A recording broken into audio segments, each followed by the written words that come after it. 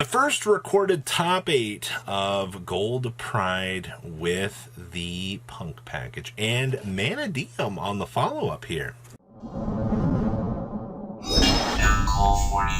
Don't big 30% of you that have not smashed the ever-living crap out of that subscribe button. Smash it so you guys don't miss out on more awesome content. Your breakdown here out of the Oregon Regional is very interesting. We are missing one deck out of the top cut. The Duelist is a ghost. I've looked everywhere that I could possibly look. I've turned over as many rocks as I can. It just doesn't exist. If I fill it in before this goes up, that's what happened.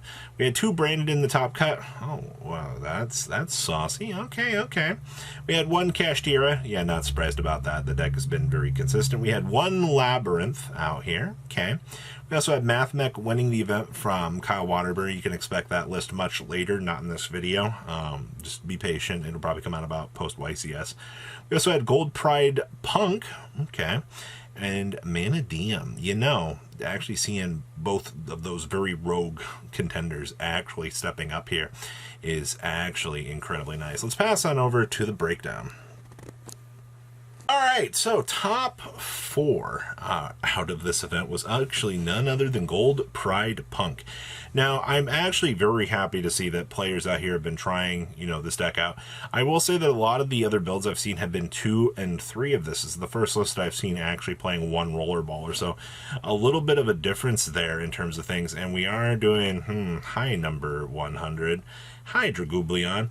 I see that we're trying some shenanigans out here for the OTK factor for this deck to give this deck the chance to do its thing. And you guys should also check out Adan's channel down here in the description. You'll actually find a lot of different content down in the description as well, especially, for the lists that have sourcing that I can link back to. That way you guys can kind of check that out. So I wanted to give a little bit of a little nudge to that, just so you knew. Of course, the 1 Pinballer. And, I mean, the rest of this deck, ratios feel very fine. 1 copy of this has been pretty normal, and 2 copies of Better Luck Next Time. Good stuff. Next up here, we have Manadium. Now, everything that we've kind of seen out here for Manadium has been really non-existent. But I will say we were pretty aware of the Hero Lives package dropping the Prisma, and then you could go ahead and start, a Central Scareclaw combo, because congratulations, you now have a Vice's Starfrost running around on your field through Prisma. And then you just kind of go ahead and capitalize to that. 44 cards, I think, is fine.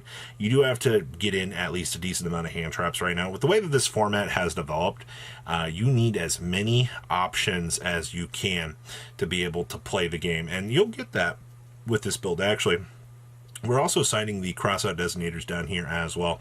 So once again, you can kind of curveball out a majority of the metagame so that you can be able to play. Like, it's really as bad as that at the end of the day, but okay, I'm very happy to see that Manadium had a presence out here.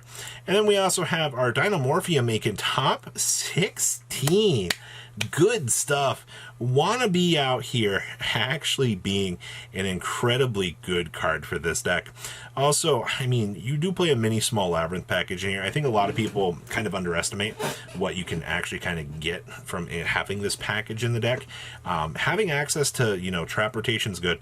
Supreme King Soul. Oh, I love this card so much. This is the reason why I play this deck, because it just gives you such an unfair advantage when you kind of get this going, all right?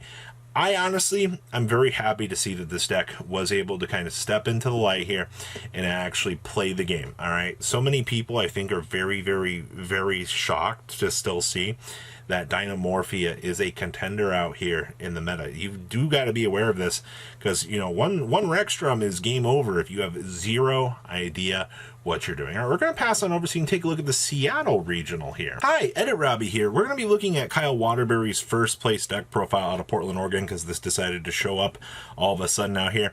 You are playing Firewall Defensors in here, along with a little bit more of an extended Cyberse package. That way you can kind of capitalize on, the Mathmech OTK side of things, so you can do what your deck does best, which is, OTK your opponent. I will say that seeing the extra hand traps in here, everything turns into a hand trap, or, full combo piece with Small World, which makes the deck, incredibly strong.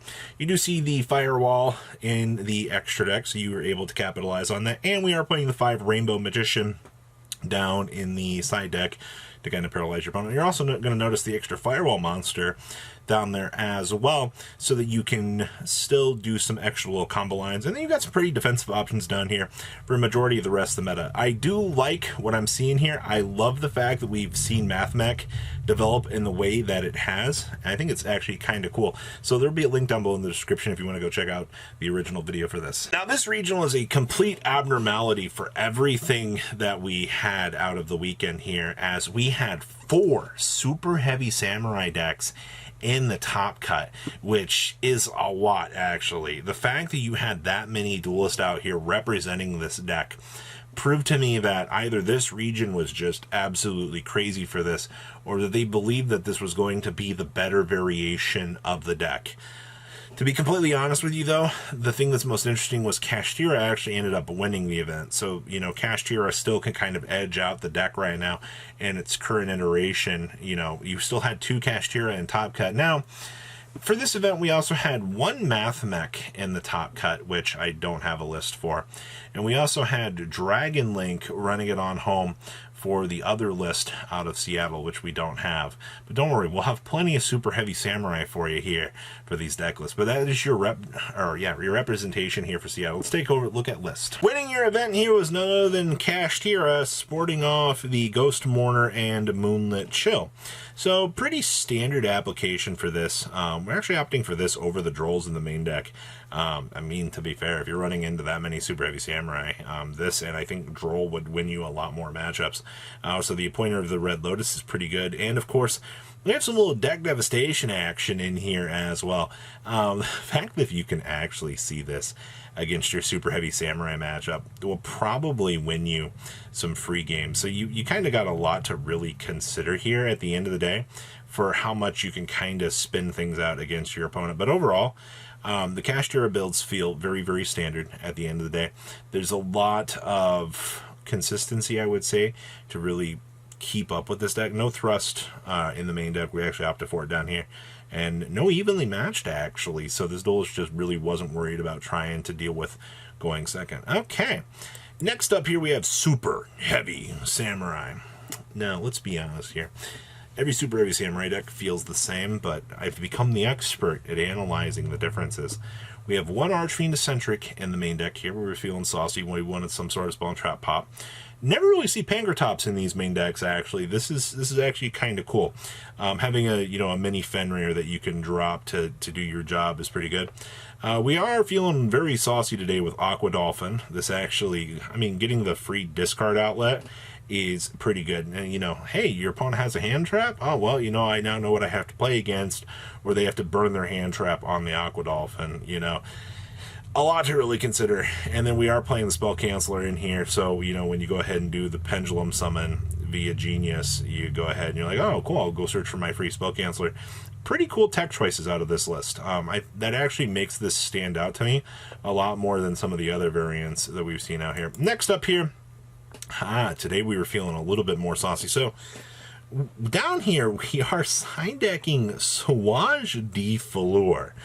Just you target 1 monster you control, 1 card in the field, special this card from hand. If you do, destroy them. Okay, so you want a free level 8 that gets immediate pop value. Okay, and the Spider Orchid is down here as well. I mean, you mainly care about this for the pendulum effect, but I have not seen any super heavy samurai players actually opting for this. And of course, we are side decking Skill Drain here. I've seen all sorts of random spells and traps in these decks. Like, the Skill Drain, I think, is actually, that's a very interesting tech choice. But this list is pretty teched out, actually. And then, of course, you got the Bysteel action here. Bysteel's kind of moved back into the format here to, be pretty good also. We're playing Dissipator here. So, yeah, you take your free advantage where you can get it. Next up here, our other super heavy samurai list. This build opted for the Sauvage de Fleur as well. This build actually opted for Jinzo. I have not seen hardly anybody playing Jinzo, actually. You figured that Jinzo would be a cute little tech choice that you might want to consider playing, but I haven't really seen this. I also see that we are playing Malong down here as well.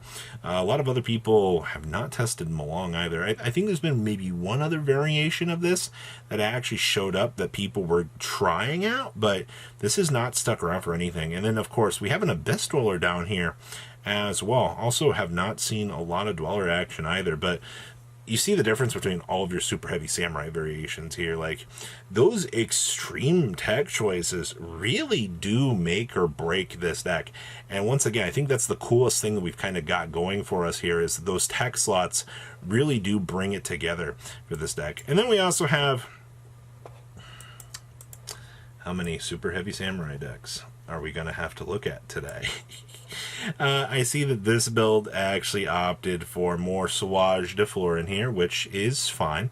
I see that we have the Ghost Mourner Moonlit Chills in here for some additional option trees, which is kind of nice. And then, of course, I see, once again, the Spider Orchard, and we're opting for some extreme skill drains down here. Okay. I am not surprised by any of this. That is your wrap-up for your double-header regional. A lot of info to really process here, but all right. So please leave a comment down below. Tell me what you guys think, and I'll see your beautiful faces back here later in the day, guys. Peace out. Patrons, thank you.